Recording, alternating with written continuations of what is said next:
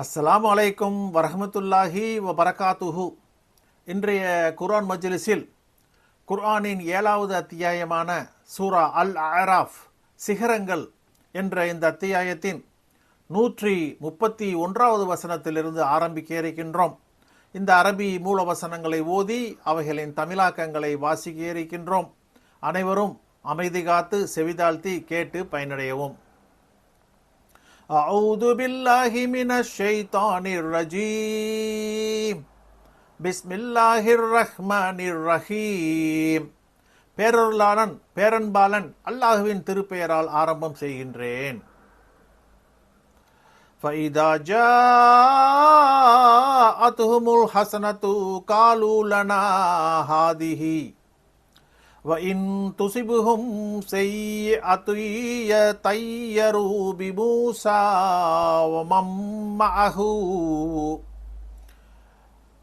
أَلَا إِنَّمَا طَائِرُهُمْ عِندَ اللَّهِ وَلَكِنَّ أَكْثَرَهُمْ لَا يَعْلَمُونَ. அவர்களுக்கு இன்பம் வந்தால் இது எங்களுக்கு வரவேண்டியதுதான் என்று கூறுவார்கள். ஒரு துன்பம் அவர்களை அடைந்தால் மூசாவையும் அவருடன் உள்ளவர்களையும் துர்ச்சகனமாக எண்ணுவார்கள். அறிந்து கொள்ளுங்கள், அவர்களுடைய துர்ச்சகனமெல்லாம் அல்லாஹுவிடம்தான் உள்ளது. நன்மை தீமை அனைத்தும் அல்லாஹுவிடம் இருந்துதான். எனினும் அவர்களில் அதிகமானவர்கள் அறிய மாட்டார்கள். வகாலு மஹ்மா தஅதினா பிஹி மின் ஆயாத்தில் லீ தஸ்ஹரனா பிஹா ஃபமா நஹ்னு லக பிமுஃமினீன்.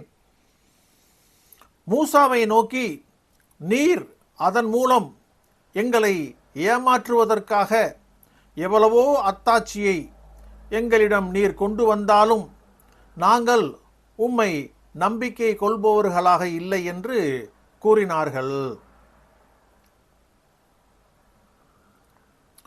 فَأَرْسَلْنَا عَلَيْهِمُ الطُّوفَانَ وَالْجَرَادَ وَالْقُمَّلَ وَالضَّفَادِعَ وَالدَّمَ آيَاتٍ முஃபஸ்ஸலாத்தின் ஃபஸ்தக்பரு வகானு கௌமம் முஜ்ரிமீன். ஆகவே அவர்கள் மீது புயல் காற்றை, வெட்டுக்கிளிகளை, பேன்களை, தவளைகளை, இரத்தத்தை தெளிவான அத்தாட்சிகளாக அனுப்பினோம். அவர்கள் பெருமை அடித்து புறக்கணித்தனர், குற்றம் புரிகின்ற மக்களாக இருந்தனர். வலம்மா வகஅ அலைஹிமுர் ரிஜ்சு காலு யா மூஸா துஉ லனா ரப்பக பிமா அஹித இந்தக் லஇன் கஸஃப்த அன்னர் ரிஜ்ஸ லனுமினன்ன லக் وَلَنُرْسِلَنَّ مَعَكَ بَنِي இஸ்ராயீல்.